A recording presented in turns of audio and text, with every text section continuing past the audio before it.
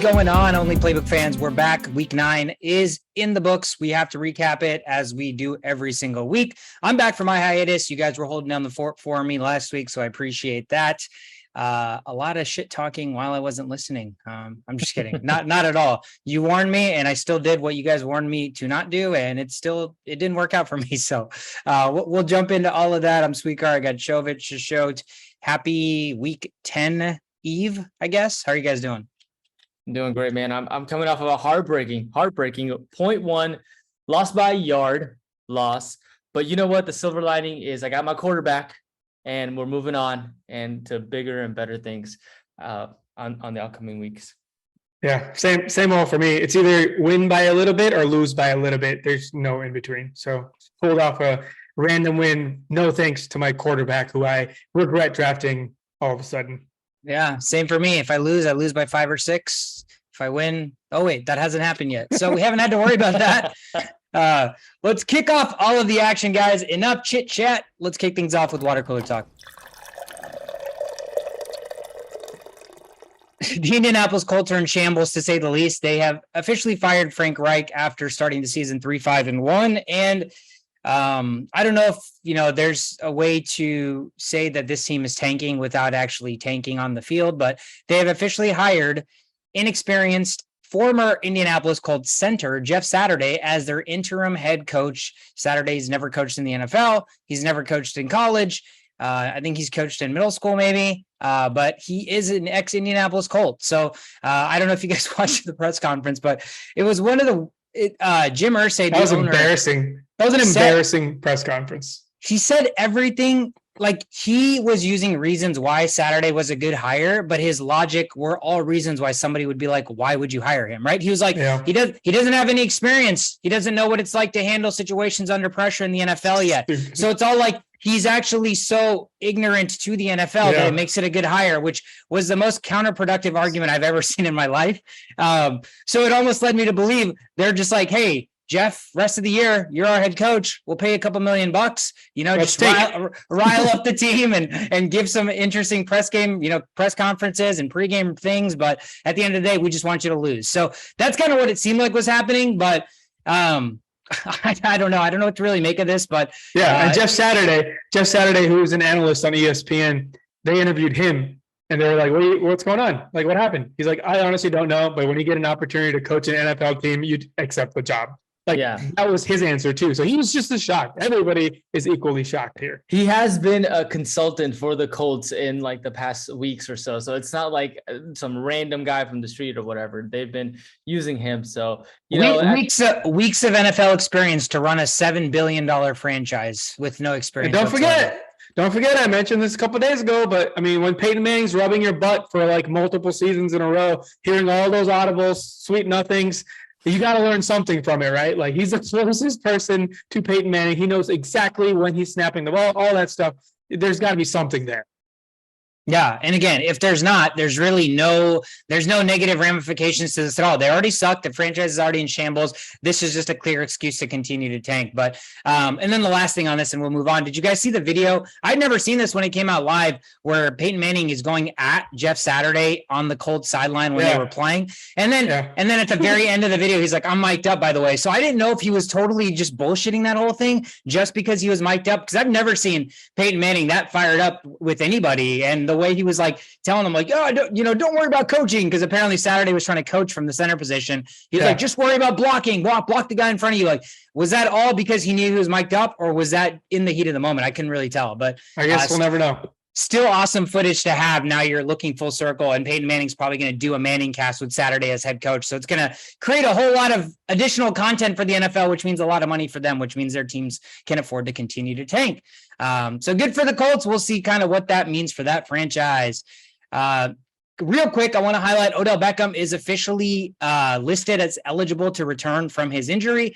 I think he's going to sign with the week team, and he's still going to need at least a couple weeks of practice and really kind of getting to the flow of things to get going, but he does make an intriguing last minute fantasy acquisition. If your team's already kind of top notch and you just need a flyer in the flex position that can give you that boom type of put you over the top, or again, it's Odell Beckham, right? So you pick him up and he does good for 1 week and your team doesn't really need him. You can trade him. So all the teams on the radar, I know the Cowboys are making a ton of steam. Vikings are in the mix, Kansas City, Buffalo, the Rams, New Orleans, all in the mix. So I think whichever team picks him up, he's obviously an intriguing fantasy look. But I mean, again, it's going to take a couple weeks for him to get into the, I guess, the fix of the NFL and whatever team he signs on to. Is there really much value in stashing him for a late playoff run if you're a fantasy football team? From a injury standpoint, no player has ever come back from an ACL revision on the same knee and done anything in the NFL. So from that perspective, this is not worth it. But I mean, like you said, if you're in a good spot and you want to stash somebody for the what ifs, go for it. Really nothing to lose here. Yeah, I mean, if you have plenty of receivers already on your team, you're not going to go out and get him. But if you're slim on receivers for whatever reason, injuries, then maybe you can stash him and see what you can make of it. I'm not sure. Does he have an IR designation? Or is he still injured? Or he doesn't. So he is going to take a roster spot. So that's where it becomes tricky with bye weeks and everything. And even if he's signed this week, he's probably not going to play for another 2 weeks. So you're really just banking on sitting a guy and hoping that he can recreate what he once was. So it's a pipe dream, but if you have the roster flexibility, it's definitely not the worst decision in the world. That's all we got for Water Cooler Talk, guys. Let's get into the action with the rundown. I'll kick things off. First game on the board takes us to Atlanta, where the Falcons were hosting the Chargers this week. Chargers came into this game as 3-point dog road favorites, actually, and the line pushes. They win 20-17 final, under 49.5 cashes. The Chargers somehow, through pretty much the entire team getting decimated, are now 5-3. So just wait till this team is back from all the guys decimated with injury. Atlanta now drops to 4-5. They were winning the division. Now they're still tied atop the division, but they do not hold the tiebreaker. Interesting game. Welcome back, Cordero Patterson, 13 carries, 44 yards, finds the end zone twice, 1 catch, 9 yards. The team as a whole ran the football effectively against the Chargers defense, who is not good. 35 carries, 201 rushing yards, and 2 touchdowns. But the flip side of that is they cannot pass the football, right? 129 yards passing through the air. Marcus Mariota, no touchdown passes, and didn't really run the ball himself that effectively as well. So they were very, very one-dimensional, and when they needed to pass the football, they could not. On the Chargers side, it is pretty much the usual suspect. Austin Eckler is having a normal day at the offense, 14 carries, 47 yards, and a touchdown. Caught 7 balls for only 27 yards, but also found the end zone through the air. So 2 touchdowns for him seems, again, like the norm, which is scary, scary stuff if you're an Austin Eckler owner in a good way, or if you're playing against him, he is the worst player to play against because his points are absolutely guaranteed. Justin Herbert, Shisho, you are a Herbert owner. What is the sentiment as a Herbert owner in this part of the season? Is he a auto start? Are you looking for other options? Where is your head at?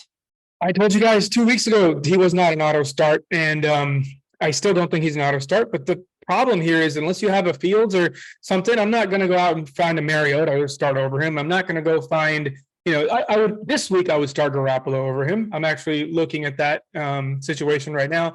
Haven't made a decision, but he's definitely not an auto start by far. He's definitely not an auto start. He's throwing 10 passes to Eckler. Eckler's having a field day because of this no wide receiver situation. But until these 2 wide receivers come back, this offense looks like trash. The only reason it looks a little good is because they throw so much. And Herbert's still a good quarterback. But from a fantasy perspective, I'm staying away. If I can find any way to not start him, I am not starting him. And it seems like until you can get his receivers back, Mike Williams probably comes back, but this Keenan Allen thing seems to be a myth. Every week, is he going to be healthy enough to play? And he's just not. And then I think he re-aggravated the hamstring injury in practice last week. So we knew what that was. You guys talked about it on last week's episode. This is why you don't draft Keenan Allen. Sexy name, productive on the field. A lot of guys respect him, but he can't stay on the field. So it's unfortunate. Again, Mike Williams, they're hoping to get him back. And the guy that was the auto start just out of sheer necessity was Joshua Palmer, who ends up having a nice day, 8 catches, 106 yards on 10 targets. So he is, again, like you said, the ball's got to go somewhere. And when Eckler's on the sideline catching his breather from all of his millions of touches, somebody has to catch the ball. So Palmer seems like the guy. DeAndre Carter, if you're getting a little bit crazy or frisky. Gerald Everett's been a nice find at the tight end position. But aside from that, again, the Chargers 5-3 miraculously still have a really decent shot in the division with all the decimation of injuries. They're hoping to get some guys back. Atlanta, don't really know what to make of them. Cordero Patterson is back, but they have to find some capabilities in the passing game. Otherwise, they become way too one-dimensional. Chargers win that game 20-17 final. In a matchup of two animals, the Dolphins went to go visit the Bears at Soldier Field. Chicago was favored by 4.5, and the over hit at 45.5. Dolphins ended up winning the game 35-32. It was a high-scoring affair that we probably would not have thought would have been this high-scoring, maybe even like 4 weeks ago. Miami's now 6-3. Chicago drops to 3-6. On the Miami side of things, from a fantasy perspective, Tua went 21 of 30. He hit the 300 mark once again. 3 touchdowns. He leads the league in multiple QB statistical categories now, and is officially an everyday starter. And there's MVP talks in brewing. I think it's pretty deserved at this point, and it's not only because he's playing like a conservative quarterback, but he's taking the risks, and he's got really good footwork. Like Steve Young mentioned, I think I told you guys like 3 weeks ago before he got hurt. Steve Young was saying how he has Hall of Fame footwork, and he's also a left-handed quarterback, so he sees a lot of himself in him. These are not my words; they're Steve Young's words. So I think it should be kind of, there's some truth to it. He's making a lot of good decisions, and I think he's come into fantasy football and become a start him and forget him situation. When you have Tyreek Hill playing nuts and Waddle playing crazy, and Tua's not making mistakes, that equals a successful fantasy start. From a running back perspective, Mostert, who everybody went out and got and was all excited about, I have comfortable Mostert sitting in this wonderful offense. Well, they went out and got Wilson on that trade, and now they're splitting. They're going halvesies. Pick your poison and just let Jesus take the wheel, because this is going to be another situation you're not going to want to get any part of. You should have known this. Shame on you. This is another Kyle Shanahan offense. They don't believe in starting quarterbacks unless you trade 3 first-round picks or whatever the hell that was to get CMC. Tyreek on pace for most yards in a season record held by Calvin Johnson, and looks like he's going to shatter it, because who is going to stop this offense right now? Absolutely nobody. Tyreek right now currently number 1 wide receiver in fantasy. When he gets his touchdowns, it's not even close, and he's doing all of this with barely any touchdowns. Quick little just tapping myself on the back. My QB 1 on the season, my running back 1 on the season, my wide receiver 1 on the season, and my tight end 1 on the season are all currently number 1. 3 of those aren't even that hard to figure out, but the Eckler situation makes that come true. On the other end, where people did not really think about this player that much going into the season, kind of fell a little bit lower because of the whole Tua situation and everything. Waddle went 5 for 85 with a touchdown, 17 points on a bad day. You would call this a bad day for Waddle. And, we were wondering if the rain situation was going to be a big factor or anything. It wasn't too convincing to alter the game plan. And Waddle ended up having a successful day, even with just 5 catches this game.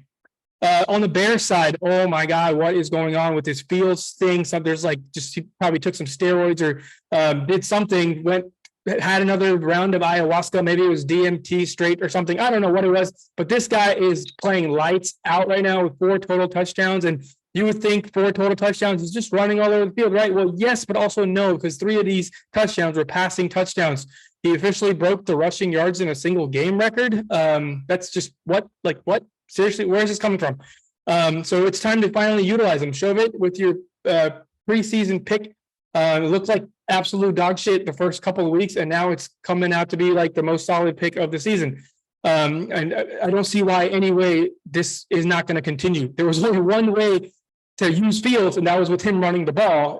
You're not going to put him in the pocket with this shitty offensive line and expect him to throw dots. It's just not going to happen. They finally figured it out, found a way to let him run around, and they are now reaping some benefits of that. They're not showing up on the wins and losses column, but at least there's something to look forward to in Chicago. From a running back perspective, Monty 5 points, Herb 2.3 points. I don't want any part of this. I'm holding on to both of them, just hoping one of them goes down. Sad to say, but that's the reality of fantasy football. Early down is when Monty's used, and even in 2-minute drills early on in the season, Monty was being used, but now Herb, for the last 3 games, has been taking the 2-minute drill situations. So take that how you want it. Bad games where you think they're going to lose, you might want to just risk it and go with the catches Herb provides in the 2-minute situation, which he hasn't really been providing. So I don't know what to do here. Risky start with Fields dominating the run game now. This run game has come secondary. This whole run first team with the only people startable are the 2 running backs, or the 1 running back has now come second fiddle to the starting quarterback.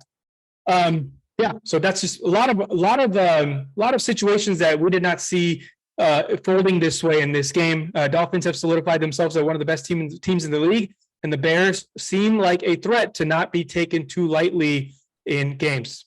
Yeah, absolutely. And Fields has a favorable matchup next week against the Lions, so I expect more Fields. He's probably the only surefire guy on that team right now.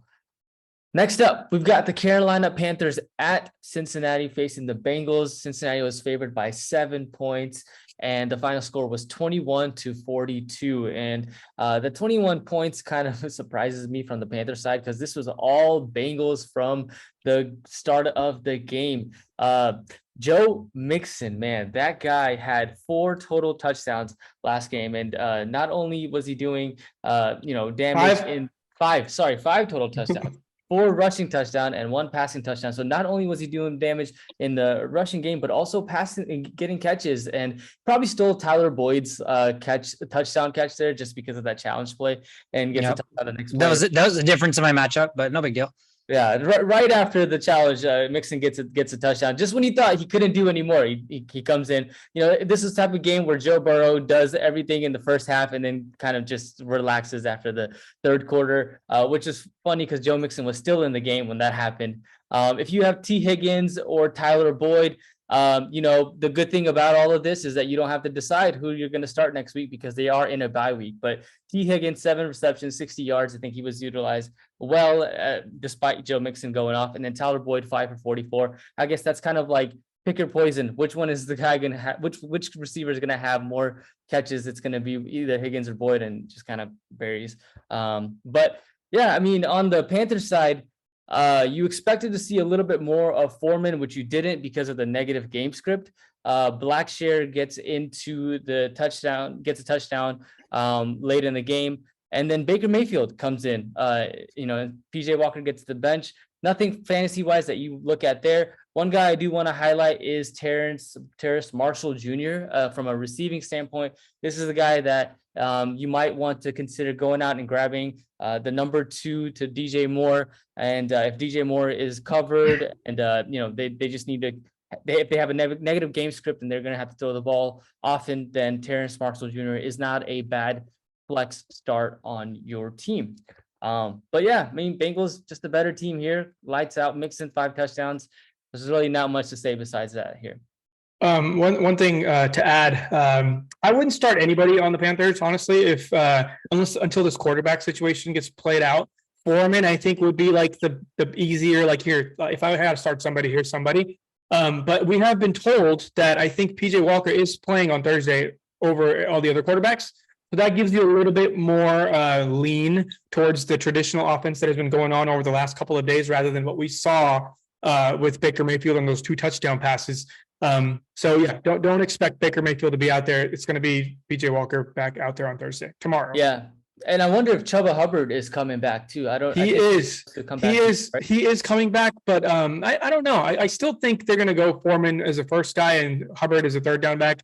It's who are they playing again? They're playing the Falcons. They're playing the Falcons on a short week. Hubbard said he was going to play, but he's the player saying he's going to play. So chances are the Panthers have nothing to gain or lose really from throwing Chuba out there when he's been the inferior back to the healthy Foreman. So yeah, I mean, I think if you're, like you said, if you're needing to start somebody for sure, Foreman's definitely the safer play.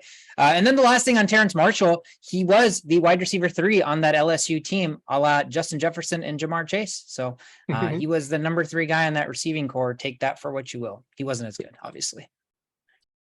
That takes us to a divisional matchup that Aaron Rodgers is notorious for owning. The Packers were at Detroit playing the Bears. Aaron Rodgers, probably the best option you have this week as a streamable quarterback, right? Nope, absolutely wrong. Rodgers has one of the worst performances I've ever seen him have as a quarterback. Lions win this game as 3.5-point dogs at home, 15-9 final. Under 49.5 was absolutely the play. Green Bay is now 3-6. Detroit's 2-6. I mean, this is absolutely the worst I've ever seen the Green Bay Packers in my lifetime, while Rodgers and Favre have been healthy. Obviously, the years that they've been hurt and they've had backup quarterbacks, those don't really count. But in terms of like having your Hall of Fame quarterback at the helm and still playing like crap, I mean, Jared Goff outplayed you, Aaron Rodgers. So I think that really is the story. And the 2 interceptions that Rodgers had, I mean, those were, I'm not going to lie, those were kind of Zach Wilson-esque. I mean, that's 2 of the worst. Like the pass back to Bakhtiari was, you know, a really bad pass, a really, really underthrown bad pass. And then the first pass, I mean, yeah, it was tipped at the line, but you're in the end zone and you're trying to throw a slant and you're not putting anything over the top. So honestly, both of those to me are Rodgers' fault. So he has no one to blame in this loss but himself. Green Bay's defense did fine. Detroit only scored 15 points and Rodgers failed to get in the end zone from 1st and goal twice. So I think this is probably the low point of his career. I don't really know where the Packers go from here. I mean, Aaron Jones got hurt. Dylan saw some action, 11 carries, 34 yards, 2 catches, 10 yards. Alan Lazard was kind of the only bright spot, 4 catches, 87 yards, and a touchdown on 10 targets. So he is getting the bulk. But Green Bay as a whole, receiving core is looking lackluster. Romeo Doubs was in a walking boot. Christian Watson can't understand the playbook. Aaron Jones was in a walking boot. So I don't really know where you look if you're a fantasy owner in terms of Green Bay's offense right now and starting anybody. On the Detroit side, I don't know what's going to happen with DeAndre Swift, but every week he seems like he doesn't play as much as fantasy owners would like. Jamal Williams had 24 carries, 81 yards.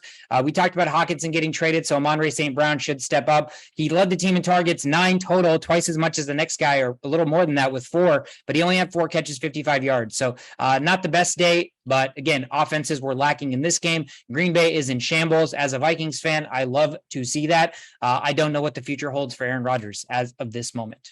Speaking of not sure where the future holds, we're going to talk about a Colts team, which I don't want to talk about, but someone's got to talk about them. Visiting the Patriots. New England was favored 5.5. The under hit at 40.5. The final score was 3-26. Patriots took care of business, like your boy told you to do. The Patriots defense just manhandled this Ellinger fella who got sacked 9 times. Just 9 times. When was the last time you saw 9 sacks in a game? That's crazy. There was nothing he could do. He had some plays where he kind of got out of the pocket and created some space for himself. He ran for I think 30 yards or 40 yards, something like that. But that man was just running for his life. At this point, this game was basically New England's defense versus New England's offense to see who could have a better game. All the running backs struggled for Indianapolis. Deion Jackson had, I think, 11 rushes for 23 yards, which is a little promising, seeing how he came from, he had that injury last week and really screwed up my matchup last week with that injury. And this week, I wasn't sure if he was going to get that start or not. He ended up getting 11 rushes for 23 yards. So that kind of, it's all about volume, right? So the volume was there versus 1 carry, I think, for Lindsey and 1 other touch for the other guy. So as far if Taylor's not playing next week, I think I'm still pretty comfortable throwing Deion Jackson out there if he's playing. Receiving core, oh my God. Okay, again, this is nothing against Pittman or Campbell or Pierce. They look like very good wide receivers, and I'm sure they're really nice fellas. But from a fantasy perspective, I want nothing to do with this right now. 3.7 points for Pittman. I would not start with this with confidence until this Ellinger fella figures out his game. And I'm not sure he's going to. It didn't after a game like that where he's just getting murdered back there. It's hard to bank on him to make a huge comeback. However, he is playing against it's some really bad team. I think it's it's Raiders. What better team to have a bounce back game against the worst secondary in football? So maybe 12-team league, 14-team league, you may be looking at starting Ellinger there. So on the other end, on the Patriots end, offensive end, Stevenson is really the only thing I'm going to mention even worth talking about. Stevenson with 14.5 fantasy points on a bad day. This is when he had 15 rushes for 60 yards and 3 receptions 3 out of 7 catches for 10 yards. but he did end up getting that touchdown, which salvaged his day. So, the floor with no amount of touches like this, your floor is always going to be nice. And that's something what you want in a starting running back versus players that we mentioned earlier, like Montgomery and all these guys where you don't have that floor. You have to always try to go for the ceiling every game, like that 12-point ceiling, 13-point ceiling, whatever it is. Players like Stevenson with a nice floor sitting at 15 is super nice. And these are the kind of players you should probably try and have on your team before it's too late. Again, like I said, Stevenson's the only player worth mentioning. I know Jacoby Myers has been talk of the town for the last month and a half or whatever. I'm not starting somebody like this on an offense who doesn't have a reliable, game script for passing. They're going to run till they can't run no more if it favors them, and they're only going to pass if it's a game where they're probably going to lose. So just make sure you know that before you start players like Jacoby Myers, because if they're facing any shitty teams, there's really no point starting him. He did kind of salvage his day a little bit, 5 for 6 for 42 yards. But this late into the season, you need way more stability at wide receiver. And there are plenty of options out there, including players like Mecole Hardman, who are just finding ways to get into the end zone. So this whole Jacoby Myers thing, if he booms, that's cool. Nice for the people that start him. But there's a lot more bust potential. And like I said, this late into the season, I want no part of that. Nice. That takes us to the AFC East matchup. The Bills 6-1 at the Jets 5-3, and the final score was 17-20. Jets win. What? Like how? It's crazy to me to think that the Jets were able to win this game, and it all came down to their running game. And Shishot, you talked about him last week. Michael Carter, he had 12 carries on 76 with 76 yards and a touchdown.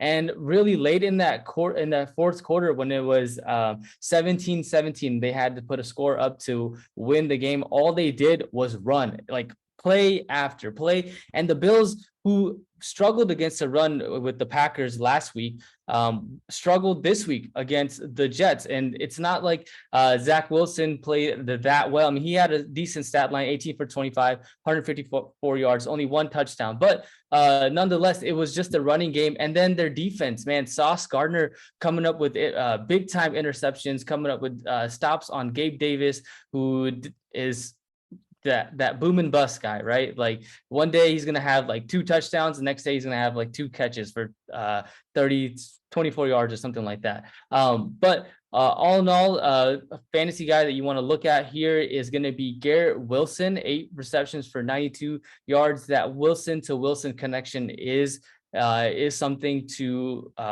be excited about. Garrett Wilson seems like a solid start on this team. And then, like I mentioned, Michael Carter, yeah, definitely someone you want to start. Josh Allen, man, he had no touchdowns this game. He had 2 rushing touchdowns, but threw no touchdowns and 2. I was like, Josh Allen had the 2 rushing touchdowns, and then he threw 2 picks. So timely mistakes by Josh Allen that is causing them to lose these games. Not very Bills characteristically like. I don't know if that's a word, but nonetheless, like these are going to be the reasons that you lose games against the Jets. So yeah, Jets come out strong with their rushing attack and end up winning this game. Yeah, don't forget Josh Allen's got the injury now too. Some sort of a possible UCL injury, which could be the same injury that he dealt with that he missed 4 games. I know it's most common in baseball where, you're out for the whole year, but I think it's a little bit different in football. So they're saying it could be something that's day to day. It could be something where he's out 4 weeks, or it could be something where he's basically out for 8 weeks. So they're telling us nothing is what's going on. They want to leave all possibilities on the table. But I mean, obviously he's literally their entire offense. So without Josh Allen, that Buffalo team that is destined for a possible Super Bowl does not look the same. Yeah, that's a mid team at best without Josh Allen. I'm not afraid of that team at all without Josh Allen. Yeah. They would need another Minneapolis Miracle-esque type quarterback to be able to recreate that magical season. Luckily, their backup quarterback is the guy who created the Minneapolis Miracle. So yeah, he did it right there behind you too. Yeah, he did right there. He's somewhere over there. But no, I mean, I think as Vikings fans, knowing we play Buffalo next week, we want them at their best because nobody takes the Vikings seriously right now, despite being 7-1. So even for the sport of football as a whole, we want to see Josh Allen on the field. So let's hope it is a minor injury for him. Speaking of the Minnesota Vikings, they were in Washington this weekend, as was I. Vikings taking on the Commanders as 3-point road favorites. Game line pushes 20-17 final. 20-17 was the final score, I think 4 or 5 games this week. So a lot of 20-17 finals this week. Vikings push the spread under 43.5 catches. Minnesota now 7-1. The Commanders dropped to 4-5. One story and one story only here, guys. Kirk Cochain's revenge game in Washington. Don't forget it was Taylor Heineke revenge game too.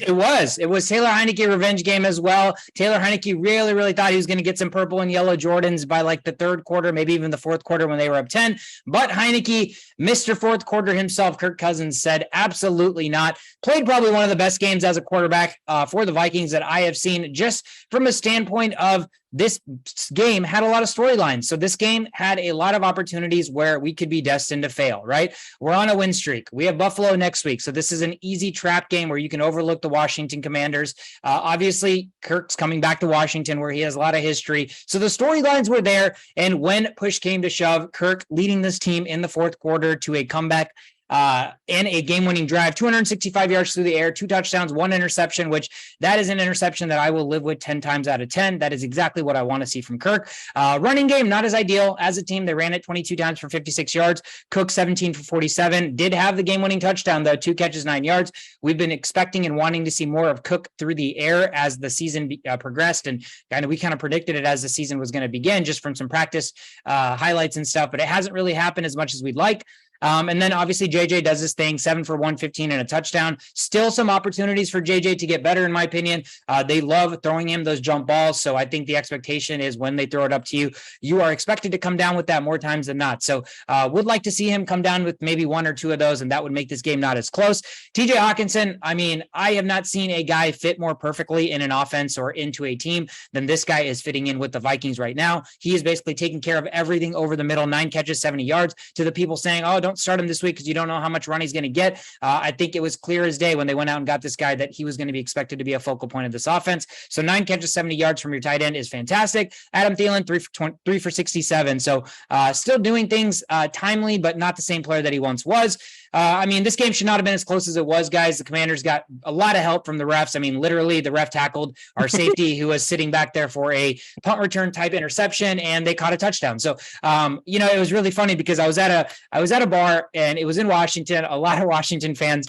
And I don't know, there was just a lot of back and forth going on, just passive aggressive shit. Every time the Vikings were doing something, I was being passive aggressive as hell. And this guy next to me, he was wearing basically this exact same shirt that I was wearing, this shirt, but it was Terry McLaurin. So it was really funny because we were wearing, we had similar kind of thought processes. And then the guy on the other end was bitching at me whenever the Vikings were being really conservative down the stretch and playing for the field goal. But it was all just really salty Washington fans. But the Vikings take care of business. Again, there were a lot of opportunities here for the Vikings to lose, but they did just enough. And I think on the Commander side, there's really not a lot of consistent fantasy production. Gibson seems like the guy that at least is going to offer some upside if you're really, really desperate. Terry McLaurin, I will say, obviously his name has to get mentioned on weeks where Taylor Heineke starts because he at least loves to throw him the football. But Curtis Samuel would have had a horrible day if again, the ref didn't help him by tackling one of the defenders. So he had 3 catches, 65 yards and a touchdown.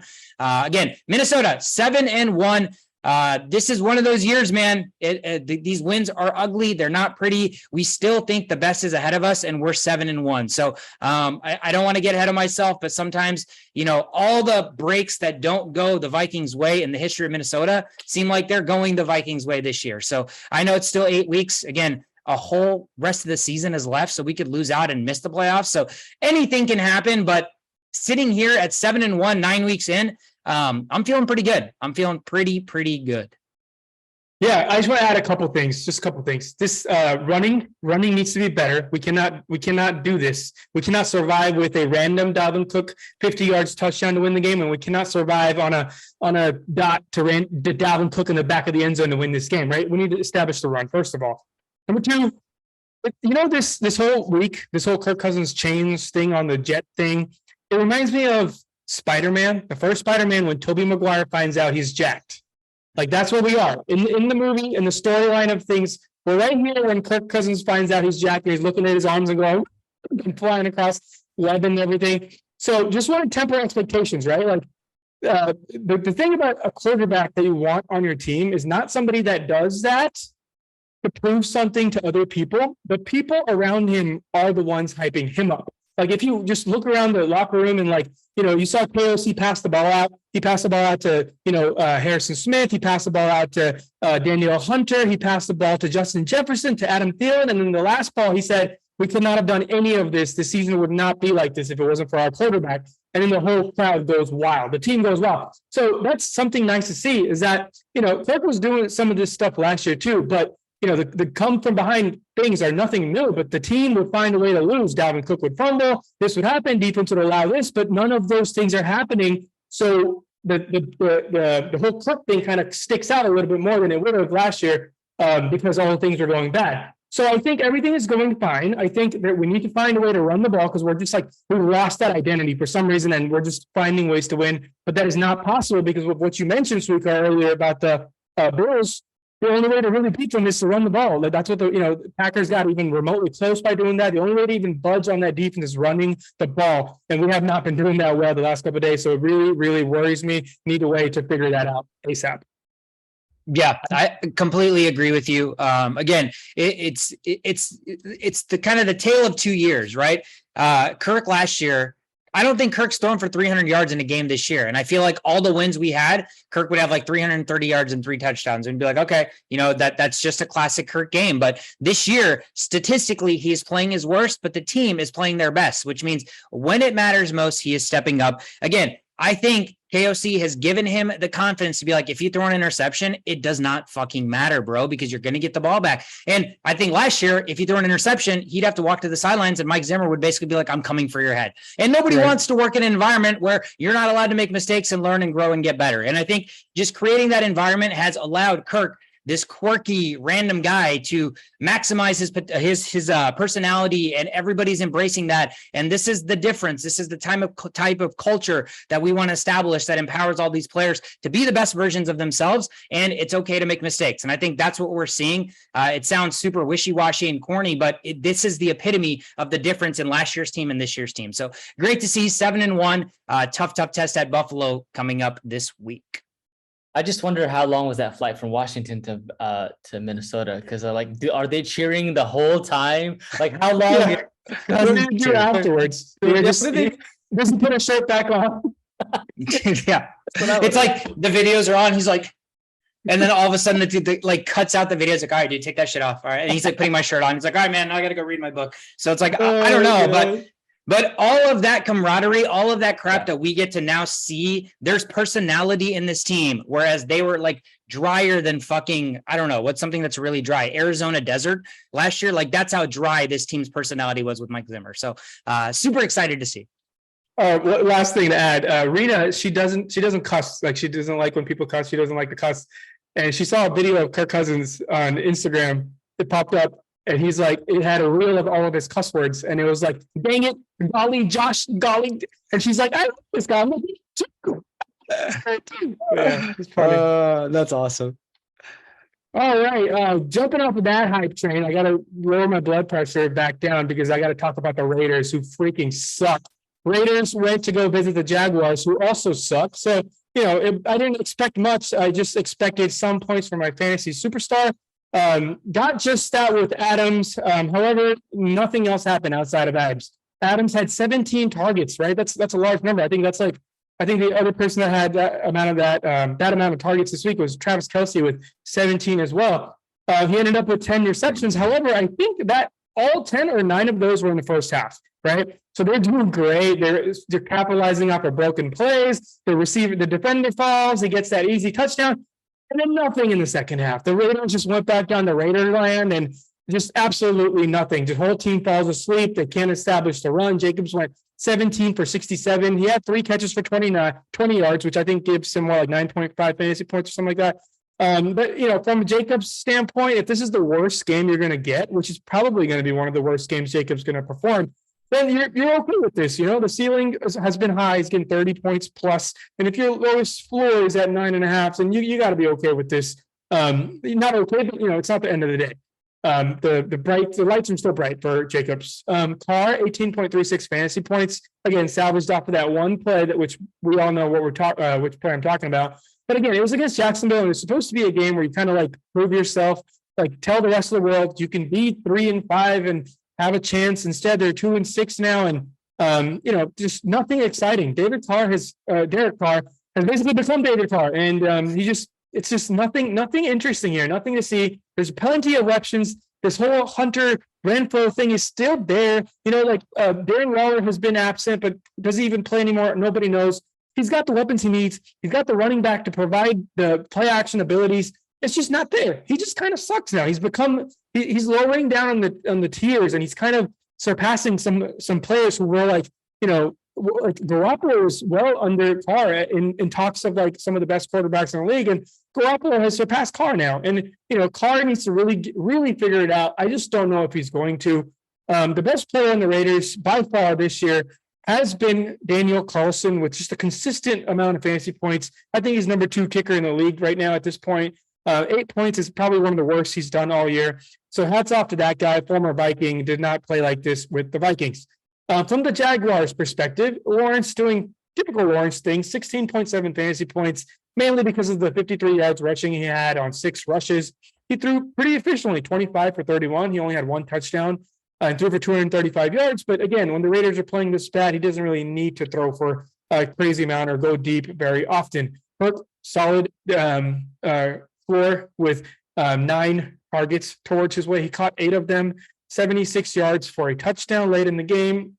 Travis Etienne, man, like we were talking about how awesome this guy is and how Robinson was taking some of his targets, and Robinson's RB1 there in the first half of the season, but this was bound to happen. This guy is magical, and when you're giving players like this 28 rushes, are you kidding me? For 109 yards, 2 touchdowns, 2 catches on 2 targets for 17 yards.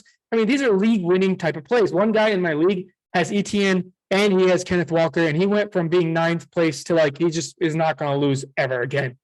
Evan Ingram, this is what you get with the tight end spot. You're just gonna have to kind of guess what happens here on out. Ingram, he got hurt. I'm pretty sure. Oh, okay, yeah, okay. So that makes a lot more sense. Early in the game, I'm assuming, because he only had 1 reception on 2 targets. But yeah, he hovers around that 6-point mark. So if you like that nice floor, what was the injury? I'd have to double check. Yeah, okay. something minor, but he didn't play. Okay, cool. So that explains that, because that's why he didn't get the 6 points. But yeah, so that's all we really have. That's all we really have for this game. Anything else I'm missing from these 2 really lackluster teams? No, man. Raiders just keep shit in the bed. They put up points in the first half, and then the second half just let the offense just put points on them. It's pretty sad.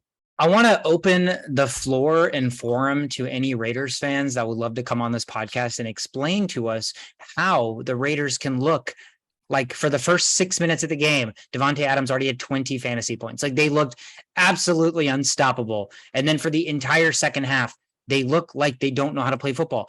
All last game, it took 4 quarters for them to get the ball past midfield, which you said they did with their backup quarterback. What is going on? Like how did Hunter Renfrow go from catching 100 balls last year to like non-existent this year? He's healthy. So like, is it Josh McDaniel? Is the offense? Yeah, it is absolutely garbage. Dude, you can only blame offensive. Like, I'm a big offensive line person, right? You guys all know that. But there's only, like, you have to adjust. It's been so many weeks. If your offensive line is weak, then throw the ball faster. Throw some slants to get some drag routes going. It's not the offensive line at this point. They're bad. Don't get me wrong. The offensive line is bad, but you have to adjust. You have to find ways to, like, change it up. And they're not. They're just sticking with the same game script. The defense figures it out at halftime every single game, and they just lose all of these games. Yeah. You can go ahead. No, I mean, I think Josh McDaniels just came in with the team that he had, and they got Devontae Adams. They haven't made that many changes in the offseason as well either. Like, you look at the guy from the Dolphins and all these trades that they made. I think the Raiders need another year to kind of start over and figure out what they really need on offense, because it looks like Josh McDaniels likes to run the ball. So they need better guards to be able to establish that run and then complement it with the passing game. And it also doesn't help when your pass defense is 32nd, but the thing is, they're holding the teams to 27 fantasy or points, not every team is scoring in the 40s and the 30s. Like, games like this where you're playing the Jaguars, even if the defense allows 27 points, you gotta win this game.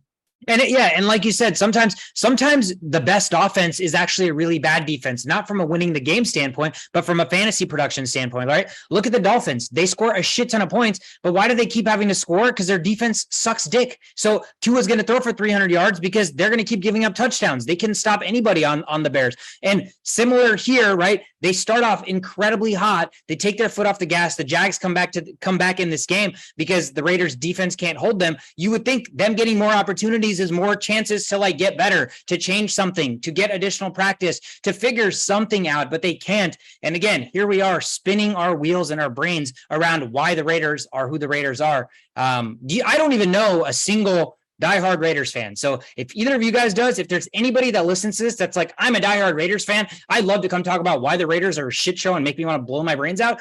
By all means, get on this podcast because I'd love to listen to a Raiders fan. That could be fun. I'd enjoy that.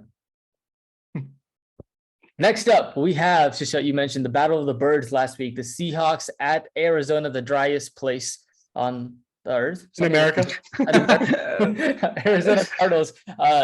Cardinals were favored by 2 points, but the final score was 31-21 Seahawks here. And it was really all Seahawks. The Cardinals had no answer for Kenneth Walker, who ran all over the Cardinals. And, it's getting to a point where this offense, with DeAndre Hopkins back, why are they not targeting Hopkins as much? Hopkins had 4 targets, does get a touchdown, but it just seemed like it was, Zach Ertz got more targets than DeAndre Hopkins, and so did Rondale Moore. I think that is a problem and not a recipe for success on the Cardinals side. Real quick on that, I think it's got a lot to do with the stud on the other side that we talked about last week. The cornerback, I don't even know. Tariq Woolen. Tariq Woolen, he's an absolute stud. The rookie. The problem is on some of those plays, he wasn't even guarding Hopkins. So yeah, your point still stands. However, I think that's played a big role in the overall scheme of this offense. He's a shutdown cornerback, and that guy's so good.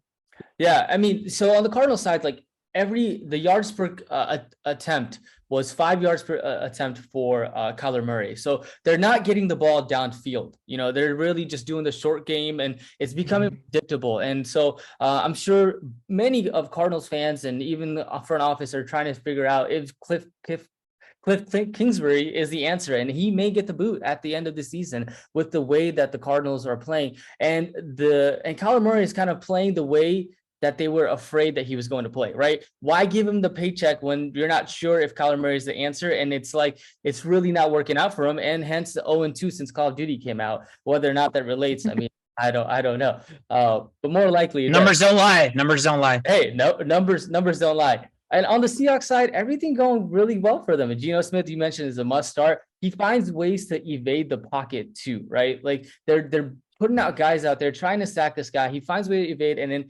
has great targets in Tyler Lockett, who got a touchdown this week, and DK Metcalf, both with touchdowns. Both are guys you have to start in this explosive Seahawks offense. I can't believe I'm saying that in week 9, but that's the landscape of things right now.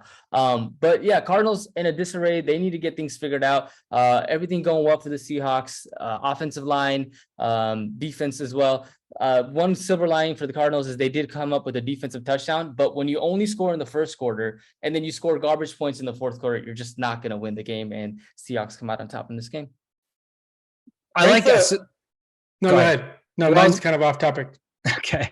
I was going to say the point you're bringing up is exactly, I think, what the issue is. They have nobody to beat them over the top. I think that's why whenever Hollywood Brown went down, they tried to get Robbie Anderson, because that's all Robbie Anderson knows how to do is run go routes, right? But for whatever reason, that's not working, or I don't even feel like they've really targeted him deep enough to. They gave him enough targets. He's already dropped 2 passes like wide open. So it's like, how much more can you he sucks. He kind of sucks. So they basically just replaced Hollywood Brown with the shittier Hollywood Brown, even though I shouldn't call Hollywood Brown shitty this year because he's been really good and he did drop passes. But I think that's the problem, right? You have Ertz as the tight end covering the middle. You have Hopkins as the number 1 guy. A lot of times you still need the one guy that's going to be the speed threat or the burner. And I think drawing a comparison, it's how I feel about the Vikings offense right now too. There's still like one little notch left to unlock. Jefferson's your Hopkins. You have Hawkinson as your Ertz. Rondale Moore is like the guy that, can catch all the underneath stuff, get the first round, quick three yards turnaround. That's what Thielen can be, even though he's a lot older. But there's not one guy that's like, I'm 98 speed. So if I do nothing well, at least I can just run straight really fast. And the safeties have to account for that. And I think that's the problem with the Cardinals right now. They're just becoming too predictable. But if you're going to keep losing, go down losing, targeting Hopkins 20 times. Like if you throw picks, you throw picks, right? Like you're at least throwing the ball to your best football player. So again, another anomaly, the Arizona Cardinals. I think this is more easy to figure out. I think it is Cliff Kingsbury paired with Kyler Murray, paired with just a bunch of chaos. So I'm surprised. I'd be surprised, but not surprised if they kept him till the end of the year. I think he should already be fired. But regardless of how the rest of this season turns out, I think Cliff Kingsbury's gone at the end of the year as well. Yeah, and then from a fantasy standpoint, oh, sorry, you were going to say something. Go ahead. No, it's still off topic. Okay. It hasn't become more on topic since I started talking. It's become more off topic. From a fantasy standpoint, you're still starting Rondale Moore. You're still starting Zach Ertz, DeAndre Hopkins, obviously, Kyler Murray, James Conner versus Eno Benjamin. Eno Benjamin is probably going to be the second guy. James Conner, they're playing the Rams. So that's something that probably we need to figure out if you're going to start James Conner or not. And then on the Seahawks side, Noah Fant went off, but that's not a guy that I'm starting every week either. I mean, that's a toss-up. He's a good player, but again, having DK and Lockett and now Ken Walker just runs the ball like a monster. There's targets are scarce for the tight end position. Shusha, what were you going to say? Rank the birds from 1 to 4. Rank the best birds to the worst birds. What are there? Cardinals, Falcons, Eagles, and Ravens. Seahawks? Oh, and Ravens. It's 5. Oh, wow, there is 5. Is there more? No. Okay, so those 5. Eagles have to be 1 right now, obviously. I'd say the Cardinals are 5, Ravens are 2. Give me the Seahawks at 3 and Falcons at 4. Dude, I am going to move the Seahawks to 2 and I'm going to put the Ravens at 3. Yeah. The Ravens are good. Don't get me wrong. They just got so much better after the acquisition of not Robert Quinn, but Roquan Smith. Roquan Smith, dude, that just changed everything. Everywhere on defense last night. The classic 6-yard Camara runs turned into 2-yard runs because he was just everywhere. Dude, his closing speed looks unreal, and he's so good at open field tackling. It's unbelievable. The problem with Lamar Jackson, I feel like, and the reason he could beat the Ravens at 3 and not 2 is because he goes on the run and he starts becoming inaccurate. Like passes that he should be getting to, passes that Josh Allen, that Patrick Mahomes hit, Lamar Jackson doesn't seem to hit them. So it makes sense to bring them down a little bit just because of that. Yeah, he has the natural inaccuracy that like a pocket quarterback does not have. Like the I think you guys are thinking about the same one where he's running to the right and the guy is running wide open and it looks like on the replay when you see where he lets it go, it looks like it's going to be on time, but it's like behind the receiver, right? So you're like, wow, that's like something like a Division II college quarterback kind of throw, but that's that's like the one downside of Lamar Jackson is he's not just going to have that crisp, pristine pocket presence, pocket passing in like dots and dimes. But that's again, the push comes to shove, you get where he's going to make that play extendable and give an opportunity where a lot of quarterbacks won't. But again, I think for me, the reason I have them still 2 over the Falcons as 3, the Seahawks at 3 is I'm still waiting for the shoe to drop for Geno. Again, it's halfway into the season. Like I think this is a winnable. I think this is a successful season now, no matter what happens, because they've already outperformed expectations. We talked about the Seahawks with like Drew Lock possibly at quarterback or Geno Smith as being like a top 5 draft pick candidate team early into the season, and now they're 5-3 and they're winning their division, right? So I think no matter how 6-3. Sorry, 6-3. No matter how the rest of the season shakes up, in my opinion, this is a successful year because you got the most you can out of Geno Smith. Ken Walker looks like an absolute stud, and you still have Lockett and Metcalf. So I think the future is bright for them. But I still think the Ravens being where they're at, absolutely decimated by injuries, when they can get healthier, the upside of Lamar is just so vast that he can change an entire game. Whereas Geno can play phenomenal like he's been. I just don't know if he's a game-changing type quarterback, which, we'll find out. They play the Buccaneers next week. Yeah. Oh yeah, Tom Brady. Speaking of the Buccaneers, Shove It, you did that on purpose. Perfect segue for me. Tampa Bay was hosting the Rams, battle of the last two Super Bowl winners, and both teams under 500. Rams came into this game 2-5, Tampa Bay 3-5. Buccaneers at home 3-point favorites. They cover, or actually the spread pushes again. 16-13 final. They win this game under 42 cashes. Tom Brady is now 1-0 since his divorce. So all of a sudden, I think the Buccaneers are trending up. That last drive was pretty impressive. 36 of 58 for Tom Brady, 58 pass attempts at the age of 45. I wonder how his arm's feeling today. 280 yards and 1 touchdown through the air. The problem for the Buccaneers remains the same.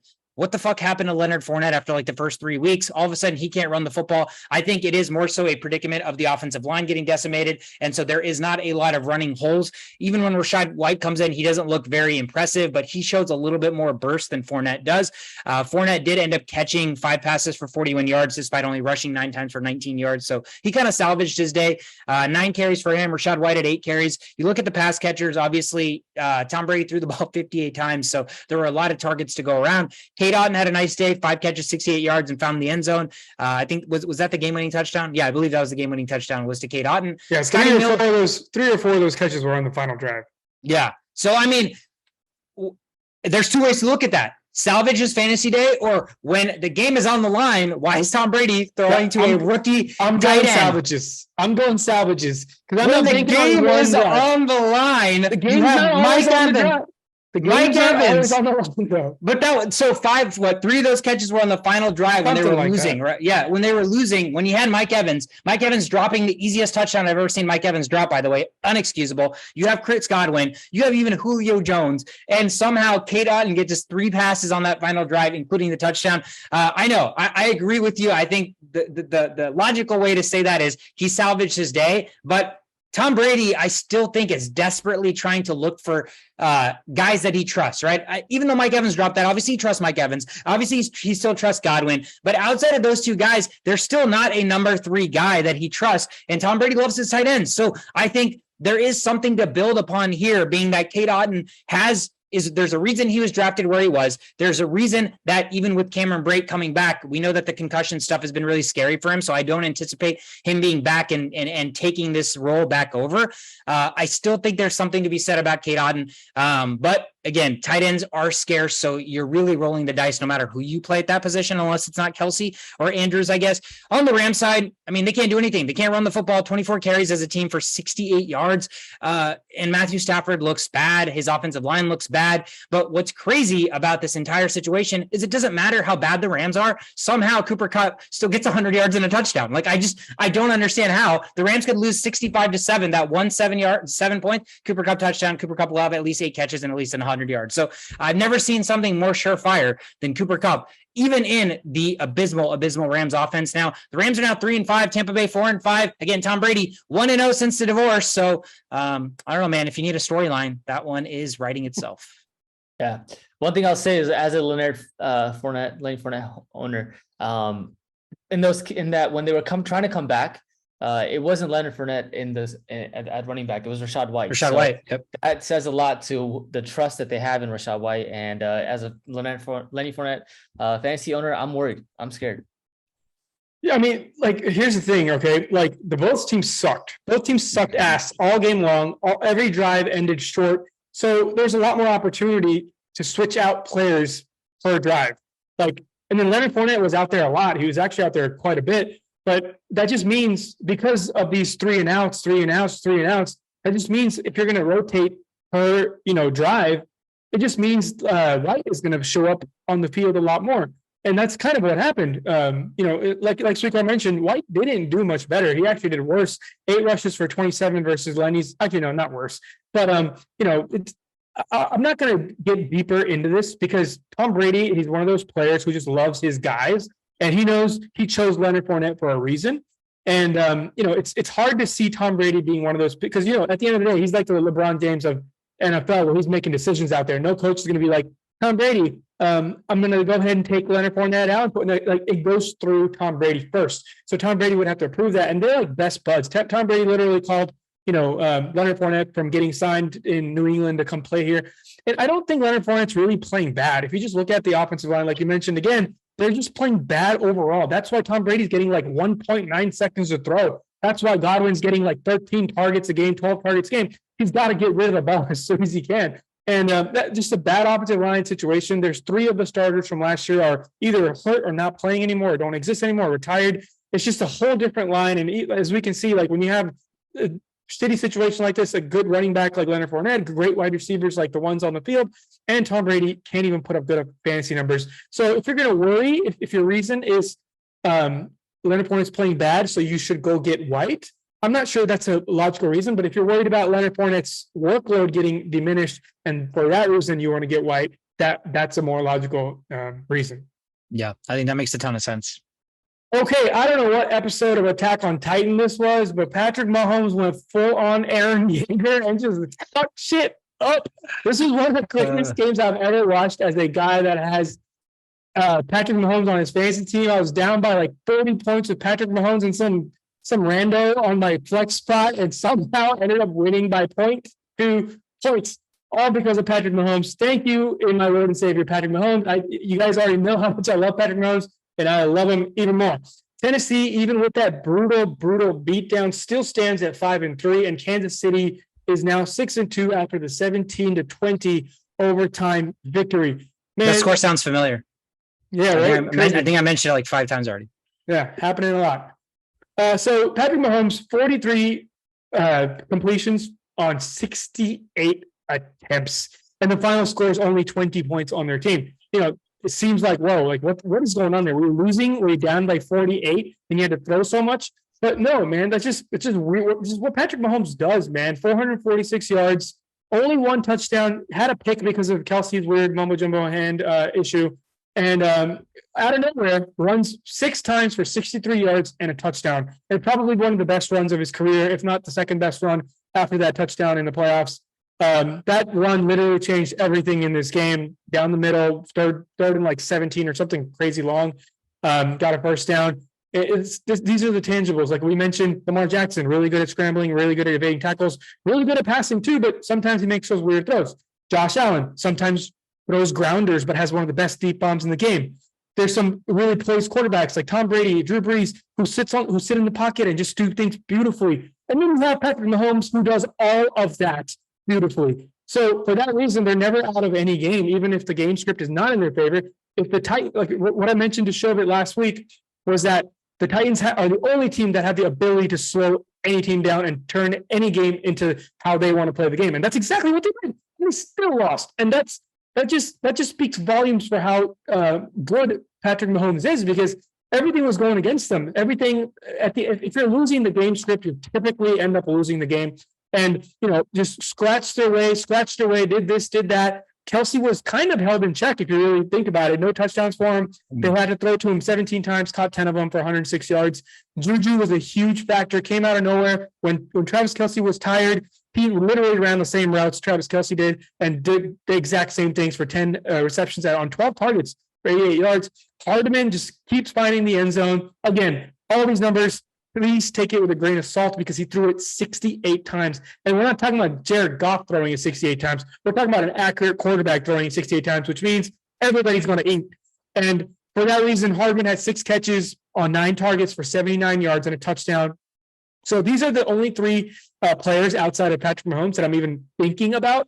Hardman, I'm still not buying into this because it's still used as a gadget player. And again, I keep talking about this, but this late into the season, if you're still trying to risk it with gadget players, bro, you're not going to make it very far. At this point, you have a couple more weeks left to make some trades, get rid of all these gadgety what-if players and turn them into solid, consistent players. And I'm not sold on Hardman yet. Again, he's proven me wrong 4 weeks in a row with a touchdown. Multiple touchdowns one of those weeks, and maybe it'll continue, but this isn't the type of offense where you can just lock onto one player whose name is not Travis Kelsey. Juju has slowly started becoming that player. I have full faith in Juju. Been having full faith in Juju since about week 4, week 5. He's not going anywhere. Juju, Kelsey, lock, Hardman, players are out, bye week, sure. I would not be banking on them to take you to your fantasy Super Bowl. On the other end, well, actually, let's just touch on some running backs too. Don't start them. On the other end, on the Tennessee Titans end, you had Willis come in and just try to do what you can do. Nothing worked. I do feel bad for him at one point, though, because he did throw like a 40-yard pass that was just blatantly dropped. If that was caught, game's a little bit different. He only completed 5 passes for on 16 attempts on with 80 yards to show for. He ran the ball 8 times for 40 yards. Nothing special here yet. Not sure. We can't really evaluate him this early with really no receivers to worry about or nothing really going on his favor to give any credit or take away any credit. He did what he had to do, and that was hand the ball off any chance they got. 17 tokes for Henry for 115 yards and 2 touchdowns. Just King Henry, man. We made that one video. We made a one TikTok video on one player, and thankfully it was on Henry, and things are working out pretty well there. Henry is just a stud. A lot of people just kind of just wrote him off because of that foot injury. But again, like we mentioned, when you have once in a generational player, they're just different. They're just different. On the wide receivers, again, just like the Chiefs running backs, just forget about them. They don't exist. Don't look there. Don't even think about it there.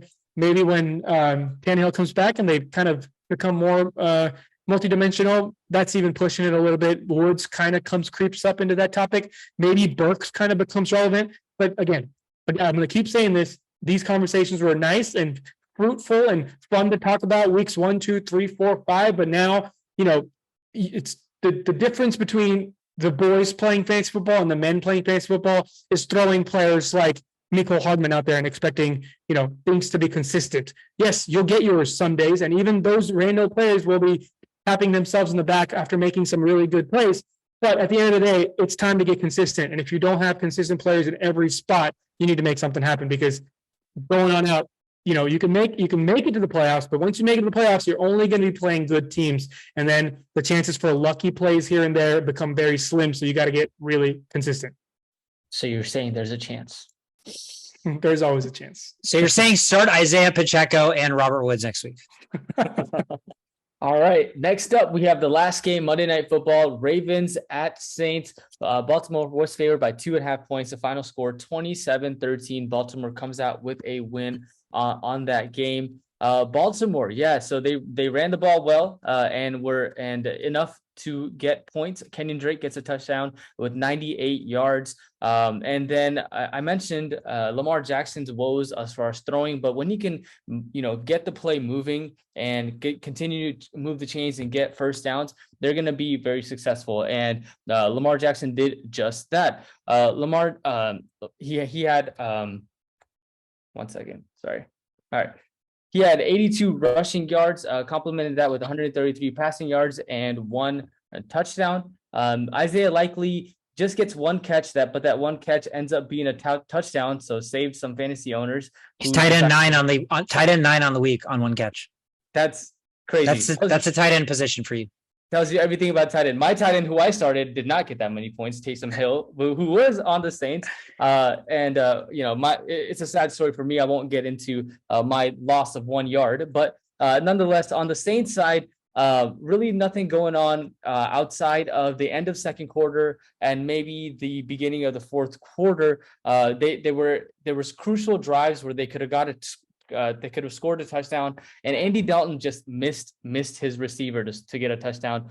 Chris Olave had a solid day, finished with a total of 71 yards on 6 catches. And then Juwan Johnson, their tight end, 2 receptions, 42 yards and a touchdown. Alvin Kamara not really getting anything done, 9 carries and 30 yards. But when there's not enough opportunities for the Saints to get be in offense, it's just not going to work out for them. The Ravens were able to move the ball, get to the end zone, either kick a field goal or score a touchdown. And they had 20 seconds in the fourth quarter, 20 seconds left in the game, and they just decided to run it. They just basically gave up. Ravens just come in here, run the ball efficiently, and Lamar Jackson does just enough to get them a win. 2 quick shout outs to my former Jekyll and Hyde and my current Jekyll and Hyde. Deshaun Jackson comes onto the field, makes a really nice catch, super fast. Oh yeah, he's back, pulls his hamstring. What else is new, Deshaun? And then Kenyon Drake looks really, really good. He just keeps running the ball and running it well. There was one run on the left-hand side where he made this jump cut back in, and I was like, whoa. That does not look like Kenyon Drake. That looks like some ETN Kenneth Walker shit. So I know Gus Edwards is supposed to be back next week, but I mean, Kenyon Drake, I feel like deserves a real look as the number one running back on that offense. Am I wrong? I feel like he has done enough to be like, guys, like, take me seriously. Don't continue to wait. Don't continue to wait for the injured running backs to come back just so I can go back down in the depth chart. But like when I'm getting opportunities, I'm playing well. Granted, the Saints defense sucks, whatever. But like it's not. He wasn't doing well because the Saints defense was bad. The way he was running looked different, and that's what he's looked like all year. Yeah, he's looked really good. It's just having too many good players on that team. Yeah. Gus Edwards, when he on the first downs and second downs, he's really explosive as soon as he touches the ball. He's not one of those players that does the Kenyon Drake things like the jump cuts and things like that. He's just more of like, let me just find the first hole and just explode towards it. So having both of those kind of helps him out. And I think they can really work well together because this team is not going anywhere from the run. This is the new, the first 3 weeks of football. I think Lamar Jackson had like a 45-point day and a 50-point day or something like that, something crazy, 240-something point days. We're not going to see those anymore because of this run-first offense that is here to stay and it's not going anywhere. I would stay away from Kenyon Drake just because they're going into a bye week next week and Gus Edwards does come back. So, the split carries and Ravens running back situation does not make me want to use my waiver picks at all if he's available. Here's the thing, though. We're at that point of the season where who are you going to have on your team? Like it's about getting your team ready for the playoffs. It's about all these injuries that are going to come, and you got to make sure these injuries don't derail you from your playoff seeding, right? So it's like we talked about last week. If you're a Kenyon Drake or you can't. There's really nobody in front of him, so I can't even say handcuff Kenyon Drake. He's legit starter at this point. But yeah, your fears are acknowledged. I understand that if Gus Edwards comes back, you're going to lose some from Drake. But what are the other options as far as like stacking your team with running backs goes? Like, players, there's not much out there. We're looking at players that are barely even going to get touches, and we're talking about a split situation. A split situation at this point is phenomenal. I want some split situations on my bench in case someone goes down, whatever I'm happy with. I'm not getting Drake to put him in my starting lineup unless this Gus Edwards thing is like solidified more. But just having him on your team with the way he looks and with the injuries to everybody else around him, and they clearly don't like using Justice Hill because that guy could have scored 2 of those touchdowns Drake scored easily. What is going on? Okay, anyways, that's all I had to say. Yeah. For me, it's all about waiver picks and not making sure not to save those waiver picks in the event that somebody else picks them up and they don't have a roster spot, they drop them, then you can pick them up and not waste that. Or if you're doing fab, not to put too much money on Kenyon Drake, even though he scored a lot of points. With Gus Edwards coming back, there's just a lot of uncertainty there. Yeah, I think I totally get it from both sides. Obviously, if you're fab, you don't want to spend too much on a split carry back. But just look at my situation this week in our league, needing to start a running back, right? There were no options for number one running backs to start, right? So I'm looking at the best running back that is in the most advantageous situation from a split carry or whatever that has an opportunity to fall in the end zone. And right now, the Ravens love to run the football. Lamar Jackson can take away some of those rushing touchdowns, but they love to run the football, right? So if you have an option where, you had Aaron Jones while he was healthy and AJ Dillon, or you have Kenyon Drake and Gus Edwards, and Kenyon Drake, even if Gus Edwards comes back next week, they're like, Kenyon Drake's the starter. Gus will get his work. Are you more comfortable starting AJ Dillon? Or are you more comfortable starting Kenyon Drake? I'm more comfortable starting Kenyon Drake. So there are situations where Kenyon Drake becomes a better starting option. Like I would have gladly started Gus Edwards this week, knowing that he was the backup to Kenyon Drake, just knowing that he was still going to get some touches, because we're in bye weeks where, unless you're the team that has the luxury of like 5 running backs that you can interchange, your ability to start somebody is scarce with all the injuries going down, etc. So don't be in a situation like me where, I picked up Boston Scott on Thursday night because they were playing Houston. They were playing Houston. And I'm like, okay, Miles Sanders will have a good game, but once he gets his touchdown, they'll probably bring someone else in. Logically, it made sense because they brought in Gainwell and Gainwell got the other touchdown. Boston Scott was in there in a couple of goal to go downs, but they didn't give him the football, right? So I'm just trying to think of like who can fall into the end zone and make me like salvage a day. God, I hate that. That's the worst feeling. Worst feeling ever. Yeah, absolutely. It is the worst feeling ever. And that was me this week. And, again, the situation was what it was. But long story short, I agree with both sides of what you guys are saying. But we're at that point of the season where, personally, I would have loved to have had Kenyon Drake in a split carry or Gus Edwards in a split carry situation over, one of the options that I had. So, and just to kind of give like a little bit more input on why this method kind of works, because all season long, I'm number one in my other league right now. And all I've been doing is replacing my number 2 running backs with a split carry guy and just hoping for the best. And it was Michael Carter, Foreman, all those guys have exploded in their respective situations throughout the year. And it's not over. Like, just because of the seeding, just because I'm number 1 doesn't mean my team's better. My team's actually worse than like the first 5 teams in the league. But just situational play has given me the opportunity. But that just means I have to do that every single week going forward. That's the downside of the split carry business. You got to look at it way more in depth, way more in detail about which defense you play. Are you playing in turf? Are you playing out in the rain? Are you going to get the ball more? Does the quarterback do play actions? Like, there's a lot more involved when you're dealing with split carry running backs. That's why it fucking sucks. But it's good to have them just from a injury perspective. If somebody goes down, then you got to have somebody to replace them. Well, with Chuba coming back, I mean, you're probably going to still start Michael Carter, but Tyler Algier might be the guy you want to invest the split carry business with, given that they're playing against Carolina this week. That is the rundown, guys. My favorite part of the episode. Let's hand out some awards. My first award is the 1 of 1 award. Patty Mahomes.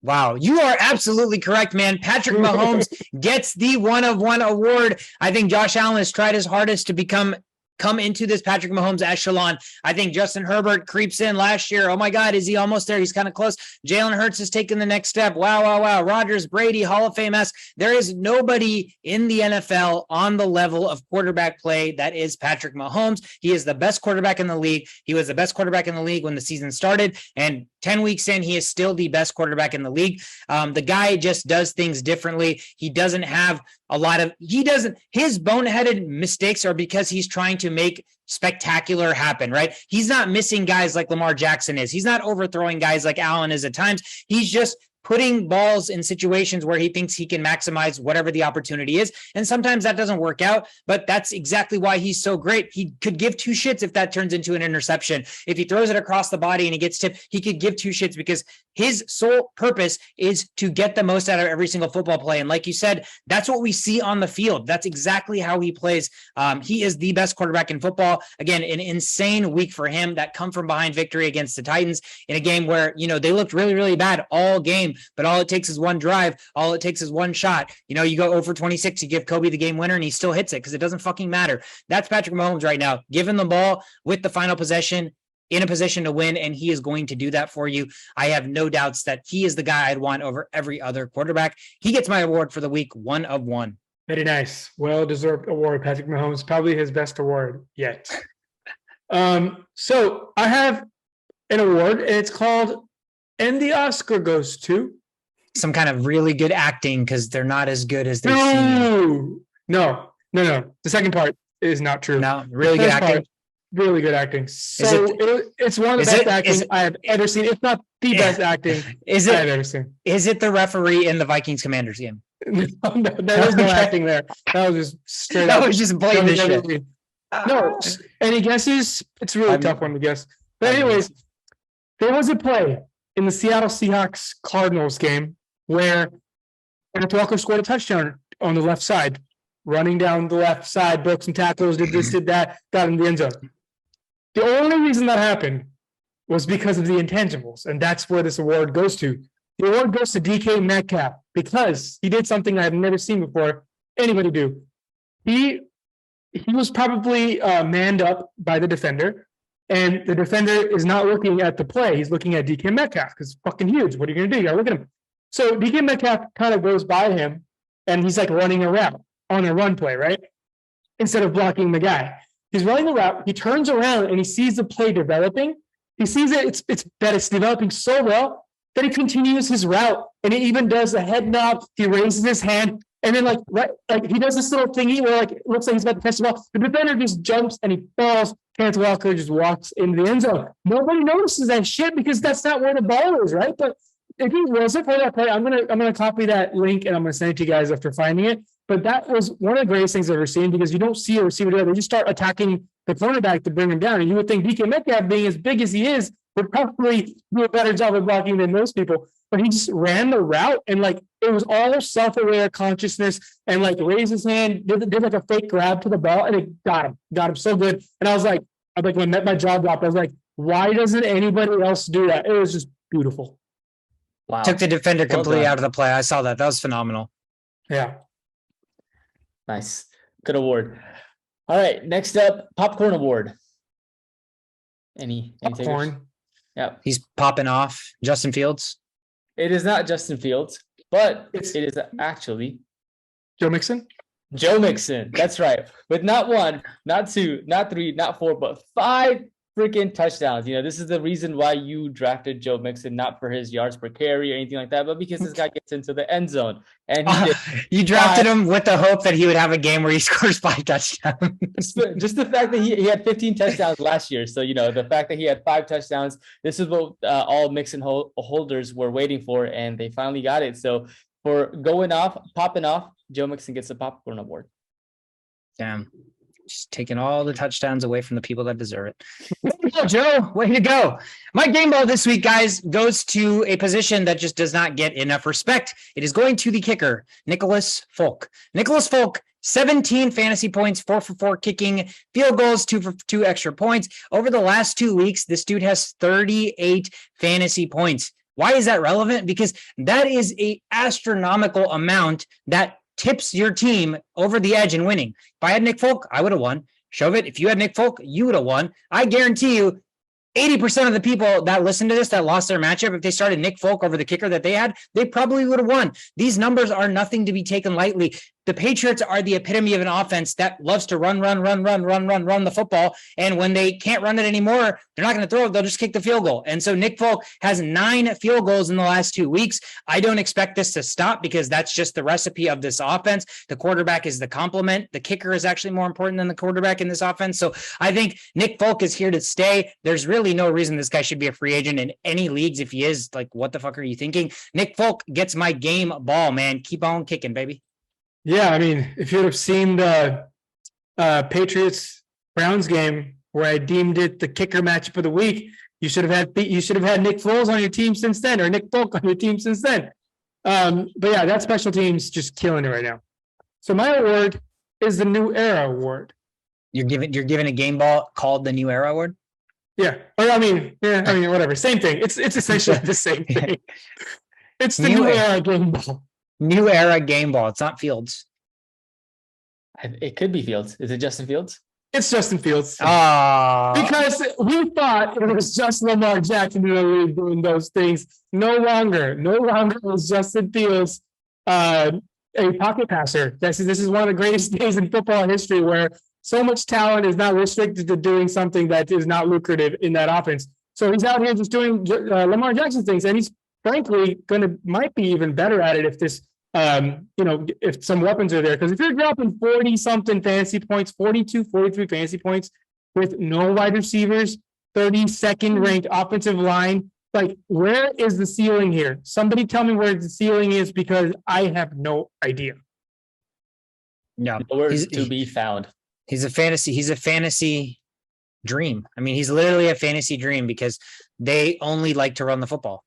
And that makes a running quarterback a fantasy dream. And we talked about it. We put out I put out the list of waivers on our social media. He's still only rostered in 47% of ESPN leagues, which is just wild. Rostered in 47%, I think only started in like 25. So 1 out of only 4 leagues is somebody actually starting Justin Fields, which is just stupid.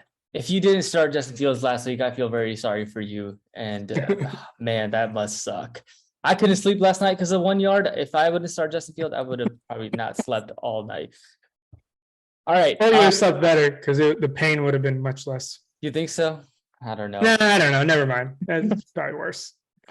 All right. I have to call it audible because Justin Fields was my game ball, but I noticed it. It's actually 2. I noticed you called 2 audibles. Didn't you have Patrick Mahomes this one, and then you changed it to Justin Fields? Multiple audibles on the same play. The game ball goes to me. No. So the game ball is going to go to Travis Etienne with back-to-back spectacular weeks. Finds a way to get to the end zone. He's doing this on 28 carries, 109 yards, 2 touchdowns, a total of 25.6 points. And it was that Denver game where I was sold on Travis Etienne, and now he's just solidifying. He's proven himself to be the number 1 RB1, and he's 11th this year as far as running backs are concerned. That's just going to get more. It's just he's going to rank a lot higher than 11th by the end of the year, barring any injuries. So Travis Etienne, way to go, man. Get the game ball. Yeah, it's a year where again you're insanely happy if you have a running back that doesn't have another running back next to him that it can take some of his workload. And they traded away the one guy that they had. So with all this timeshares, split carries, multiple running backs, one guy runs it on first and second down, one guy catches all of them on third down. Like having a guy that does all three right now is like gold, right? It's like gold. Look at Prebble's team. He's got 3 players that do that. So must be nice. Yeah.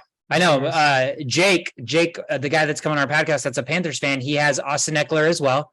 He also has Travis Etienne. Isn't that who Preble also has? Who's Preble's third guy? Here's Walker. Oh no, he has Swift, who is not that person Swift, right now. Okay. He's hurt. Yeah. He's still hurt. Yeah. He's still hurt. Jake has Austin Eckler, Travis Etienne, and Dameon Pierce right now. So he is living the dream of running back. So must be nice. Again, the position that becomes the most important as the season comes to the home stretch. That's it for awards, guys. Let's end the episode real quick. Let's preview Thursday Night Football. The Falcons, we just talked about them. They are traveling to Carolina to take on the Panthers. Cordell Patterson is back. The Panthers have a dilemma of their own. Apparently, they're starting PJ Walker, which is, I guess he's been their best opportunity to win football games recently. But the Falcons on the road, 3-point favorites, over under 44.5. You're looking at a situation where Chuba Hubbard is back. So the Foreman Hubbard situation gets a little bit interesting. I don't know which way you guys lean. If you're still, Falcons defense is pretty bad against the run. So are you still comfortable starting Foreman, knowing that Chuba is probably going to be on a snap count? And then, is there a world where Terrence Marshall Jr. gets thrown into the mix because you are absolutely that desperate? Again, the Falcons are a good team to start randos against because their defense sucks. So 9 targets, 6 targets last 2 weeks, 4 catches, 87 yards, 3 catches, 53 yards, and a touchdown. DJ Moore is the name, but that's exactly why he gets a lot of attention on defense. And that's where randos like Terrence Marshall can step up. But I think if you're in a good situation, you're probably not starting any of those guys. But from a fantasy perspective in this game, Cordero Patterson is probably a start, and you're probably starting Foreman. But other than that, is there anybody else that you guys are rolling with in this matchup? Pitts. How did he do last week? Nothing. Yeah, like 3 points.